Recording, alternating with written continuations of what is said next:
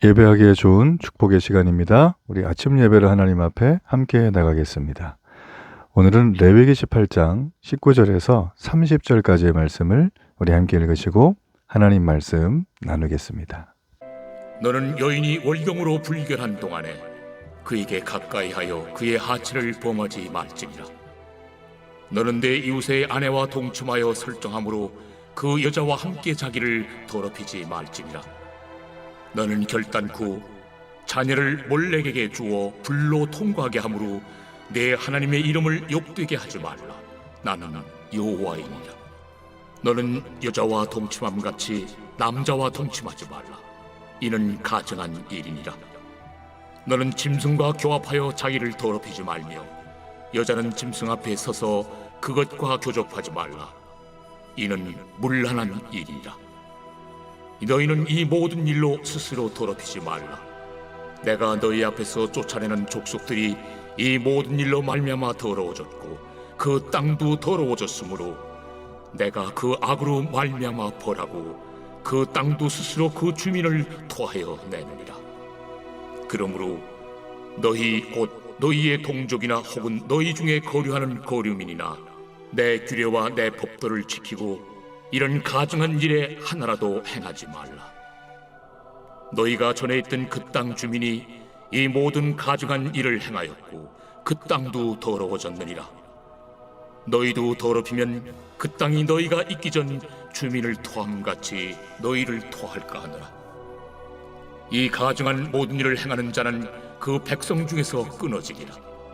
그러므로 너희는 내 명령을 지키고 너희가 들어가기 전에 행하던 가증한 풍속을 하나라도 따름으로 스스로 더럽히지 말라.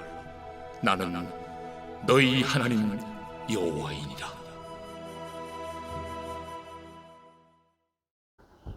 자, 우리는 어제에 이어서 좀 잘 거론하지 않는 그런 주제들을 좀 다루고 있습니다.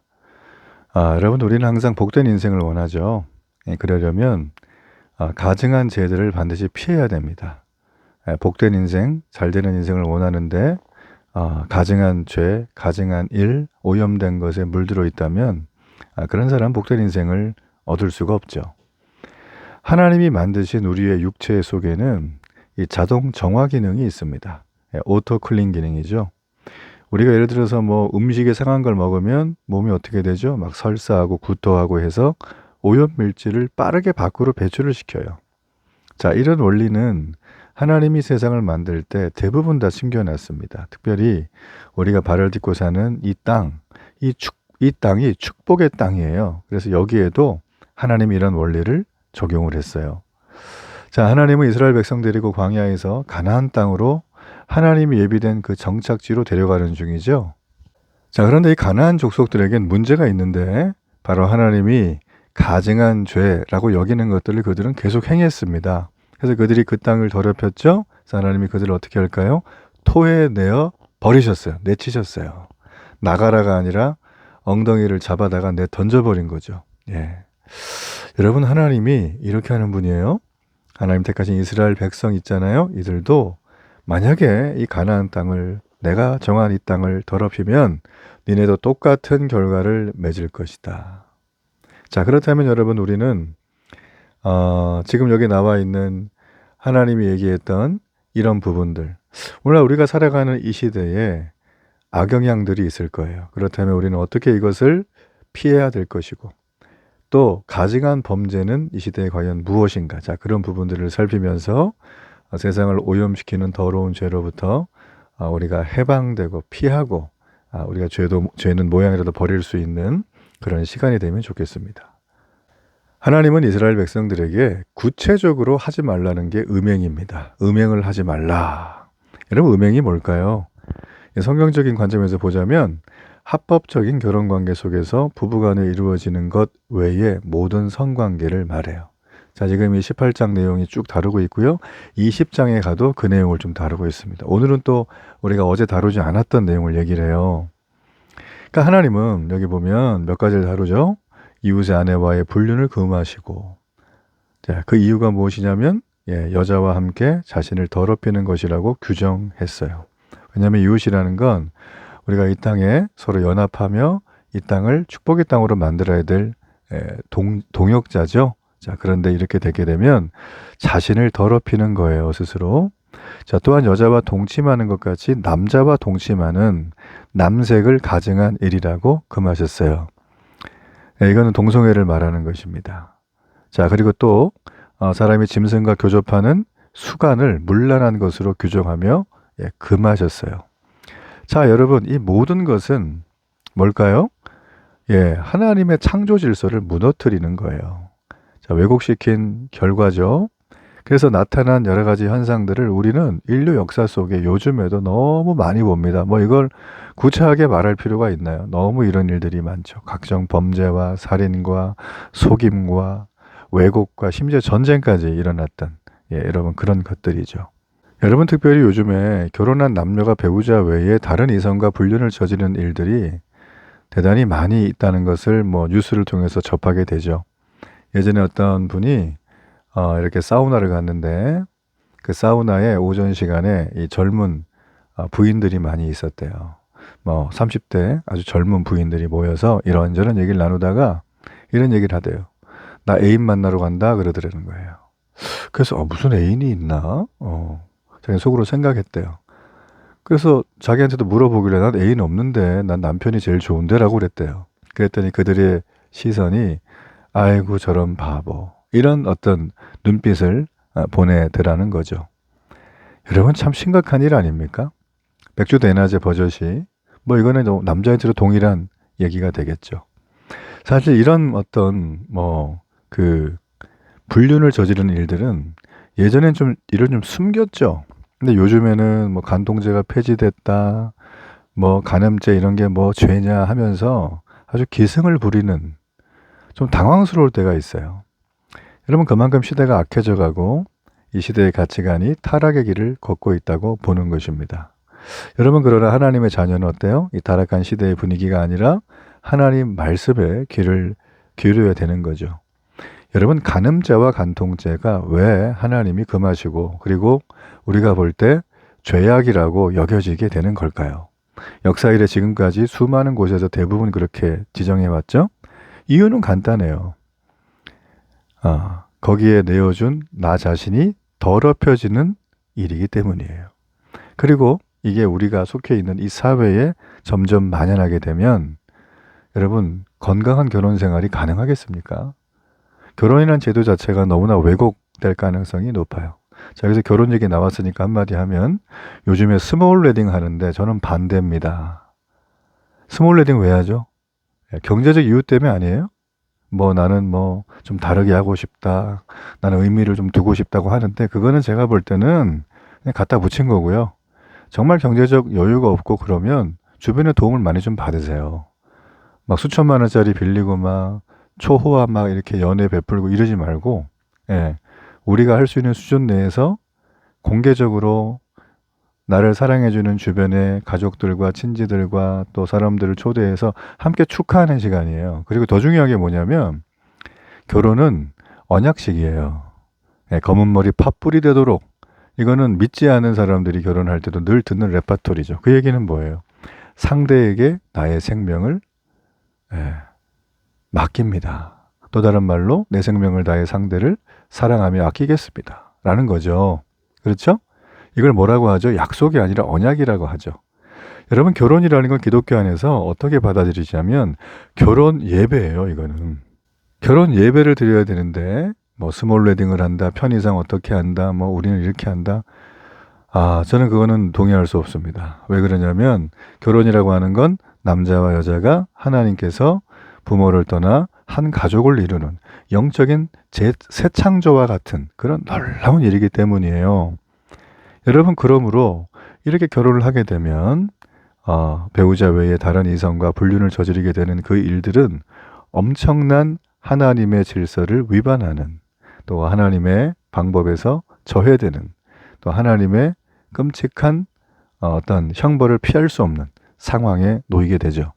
그래서 여러분 이런 맥락에서 사회가 점점 이게 물들 수도 있고 하나님의 법이 이걸 금지하기 때문에 이 간통한 남녀를 성문으로 끌고 갔어요. 구약에서는. 그리고 끌어내서 어떻게 하냐면 돌로 쳐서 죽였어요. 그렇게 하는 이유가 뭘까요? 예, 공동체 안에 이런 악이 다시는 발생하지 않도록 이 악성 곰팡이 같은 이 행동을 제거해 버린 것입니다. 여러분, 하나님의 자녀된 성도들은 이 시대의 영향을 받을 수는 있지만 받아서 살아가면 안 됩니다. 순결하고 거룩한 삶을 사는 것, 여러분, 그것이 하나님께서 허락하신 우리의 삶이에요. 성적 타락은 영적 타락으로 이어진다는 거 여러분 꼭 기억하면 좋겠습니다. 여러분, 그러므로 우리가요, 사도 바울이 이런 얘기도 했어요. 무슨 얘기를 했냐면 음행과 우상 숭배와 간음과 탐색과 남색하는 자, 이 동성애자 말하는 거예요. 이런 자들은 하나님 나라 천국이죠. 이거를 유업으로 받지 못한다 라는 거예요. 그러면서 하는 얘기가 이러한 죄의 유혹을 받지 말라라는 것입니다. 예, 예전에 한참 막 전도하면 된다는 그런 붐이 이럴 때 자기는 요즘으로 말하면 뭐 나이트클럽 같은 데 가가지고 술 마시면서 그 유흥에 빠져 있는 그 영혼들을 건져내겠다는 거예요. 갔어요. 근데 그분이 안 와요. 건져낸 게 아니라 본인이 거기에 빠져들었어요. 자, 여러분, 우리는 강하지 않습니다. 환경 자체를 만들지 말아야 돼요. 그렇죠? 여기서 핵심적인 건 뭐예요? 동성애자부터 간음한 자, 우상숭배한 자, 음행한 모든 자들은 천국 못 간다는 거예요. 이 심각합니다. 하나님 나라를 유업으로 받지 못한다라는 얘기입니다. 그들이 여기서 돌이켜야 되는데 돌이킬 기회가 있을까요? 그 중독에 빠져서? 예. 여러분, 그러므로 성도는 이 세상의 음란과 탐욕을 쫓는 우상숭배 문화로부터 자신을 거룩하게 지켜야 돼요. 이건 필수입니다. 핵심이죠. 왜냐하면 우리가 우리를 위해 죽으신 그리스도의 보혈의 능력을, 은혜를 입은 자이기 때문이에요. 여러분, 그러므로 우리도 살아계신 하나님을 온전히 섬기기 위해 죽은 자들의 행실로부터 우리의 양심을 깨끗이 하기를 바랍니다. 자, 하나님은 24절부터 이제 음행과 우상숭배를 금하라고 명을 하셨어요. 자, 그리고 나서 이스라엘 백성이 앞으로 정복할 가나안 땅, 자, 거기에 살던 사람들의 이러한 죄들, 자, 그들은 그런 죄들 때문에 이미 다 쫓겨났다라는 얘기를 들었어요. 그리고 너희들도 만일에 그렇게 한다면 너희들도 쫓겨날 것이다 라고 했어요. 예, 하나님이 공의로우신데 아무 이유도 없이 그냥 이스라엘 백성들 여기 살게 하려고 잘 살고 있는 가나안 사람들, 하나님 사랑하고 말씀대로 사는 사람들 내쫓지는 않았겠죠? 그렇죠? 오늘 여기 보니까 가나안 백성들의 죄악이 너무 만연해서 그 땅이 오염되는 걸 더 이상 볼 수 없어서 자동 정화 시스템이 그들을 토해낸 것이라고 얘기를 하십니다. 여러분, 이러한 사실은 이스라엘 백성들에게도 동일하게 적용이 돼요. 그들이 그 땅에 있으면서 음행을 하고 우상숭배로 그 땅을 더럽히게 되면 그들도 동일한 심판을 받게 될 것이다. 여러분, 하나님은 그래서 이스라엘 백성들에게 야, 너희들 이전에 살던 이 가나안 이 이방 사람들 원주민들 있지, 얘네처럼 가증한 행동 절대 본받지 말라고. 그러면서 하나님이 그러셨죠? 나의 말씀과 나의 법도대로 거룩하게 행하라 라는 것입니다. 여러분, 많은 사람들이 이런 얘기를 들으면 교회 다니면 이것도 하지 말라 저것도 하지 말라 막 골치 아파서 다니기가 싫어요. 그러죠? 그럼 다니지 마세요. 아니, 우리가 하다못해 운전면허 하나를 딴다 그래도 그 문제집 사야죠. 학원도 다녀야죠. 돈도 내서 실습도 해야죠. 떨어지면 도박, 이런 수고를 하는데, 아니, 우리가 하나님의 나라를 유업으로 받는데 이 정도 수고 못합니까? 자, 이거는 산술적으로 볼 때도 당연한 거예요. 당연한 거. 아니, 그런데 뭐 이런 거 좀 하지, 금한다 그래가지고, 여러분, 이 금하는 거 하나님이 좋을까요? 우리가 좋을까요? 둘 다 좋은 거죠. 건강한 가정생활을 하고 자녀들이 부모의 건강성을 보고 또 아름다운 연애하고 아름다운 가정을 꾸미고, 그러면 그 마을과 그 사회가 어떻게 되겠습니까? 행복해지는 거잖아요. 하나님의 큰 그림이거든요, 이게 지금. 근데 우리가 말을 안 들으니까 지금 이런 샘플을 가지고 아주 자세하게 설명을 해가면서 말을 한다는 거예요. 여러분, 제가 어제도 동성애에 대한 얘기를 좀 나눴었지만 여러분, 동성애 관행은 구약 성경에서 증명되는 것처럼 당시에 아주 고대부터 널리 퍼져 있었죠. 그런데 이게 지금 세계적으로 허용되는 추세예요. 그 한국에서도 최근 합법화 움직임이 거세게 불고 있죠. 한국 교회도 사실 이 문제의 소용돌이 안에 들어가 있는 상황이에요. 그래서 이 동성애 반대하는 데는 교회다. 보수 기독교 단체다. 막 그러면서 막 아주 막 여론머리하고 글 쓰고 책 내고 막 강연하고 난리가 나죠. 자, 보세요. 여기 오늘 이제 나와 있는 동성애 얘기만 한 게 아니라 뭐 이웃의 아내와 간음한 거, 또 간통한 거, 또 동물과 교접하는 수간. 여러분, 이런 것들은 다 돌에 맞아 죽었죠? 이건 오늘날까지도 통하는 보편적인 금기 사항이에요.